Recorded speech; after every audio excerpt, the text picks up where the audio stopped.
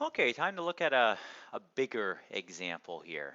Um, Sometimes the questions are small enough where we just can look at like it's just a multiplying question or just a dividing question or just a nested powers question.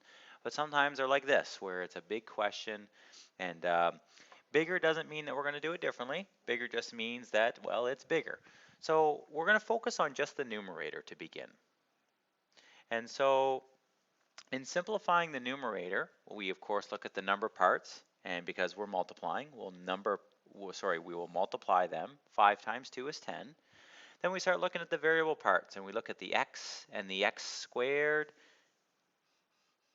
and because we're multiplying, we'll use that multiplying powers law, which says to add the exponents. And we'll do the same thing with the y parts. Again, we're multiplying, so we will add the exponents.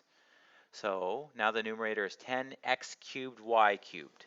The denominator, it's a nested power situation, and so that exponent 2 that's outside of the brackets right here, okay, that is getting, that affects both the number part and the variable part that's in the bracket. The number part is 2 squared, so 2 to the exponent 2, which is 4. The variable part, well, because it's the nested power law, we do have to multiply the exponents, giving us x squared and y squared. There's more simplifying we can do. So the number parts, 10 divided by 4. Now, 10 divided by 4 does not give us a whole number. So we have two options. We can either express it as a decimal, 10 divided by 4, if you grab your calculator and punch it in, is 2.5, or you can simply take 10 divided by 4, think of it as a fraction and just reduce it.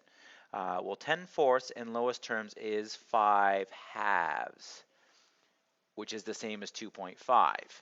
I'm going to leave it as a fraction though, just so you can see it, because we don't have to worry about fractions or be scared of them. Just make sure it's in lowest terms. For the variable parts, we look at x cubed divided by x squared. Well, the dividing powers law says to subtract the exponents.